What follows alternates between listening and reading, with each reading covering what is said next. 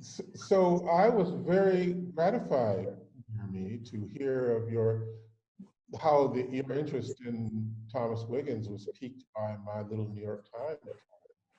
And it was a wonderful, wonderful piece, and there was a lot of music to think about in there and listen to, and it seemed like a really fascinating example of modernism way before its time, and scene painting of a certain kind. And when I downloaded the music, almost immediately after reading it, and I found that especially the ending is terrifying. Yes, there's so much that you picked up about this. I'd love to be able to hear you play it when it comes up. It's an extraordinary piece in many respects. I mean, Blind Tom, as he was called, at a time when Black people were considered basically less than human, or a different species of human. Here a guy comes along who's like a Mozart. He can play anything on one's hearing it. He has an incredible touch, and yet he's just a Black slave like everybody, like all the others.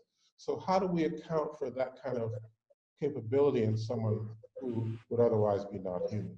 And so this is where this is what got me interested in thinking about Thomas Wiggins. I always learned in music history that Henry Cowell was the first person to do tone clusters, but obviously that is not the case by many decades. And then what do you think, because you raised an interesting interpretive point about this piece, how do you read this battle? How did Blind Tom want us to hear it or think about it? There's some kind of incredible scene painting of the various anthems approaching, the armies approaching, and then the cannons, of course, let loose and all the anthems in the battle. And then the retreat is the part that seems the most radical in a way, where all the anthems are sort of caught up together in a mad dash to the end, which ends in a I don't even know what key it kind of ends in, which seems pretty shocking for its time. Yes, of course, I also learned growing up about Henry Cowell as being the originator of tone cluster. And then also there's an anticipation of eyes. And I sort of, the other point you made, I thought that was very interesting about you don't really know what key it's in, and really at the end, it really doesn't matter.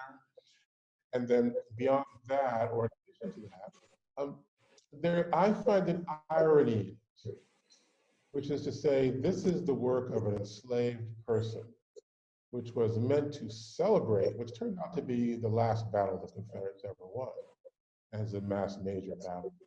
And so it was meant to be celebratory. And what else could he do but celebrate? I mean, what was the alternative? Death. Right.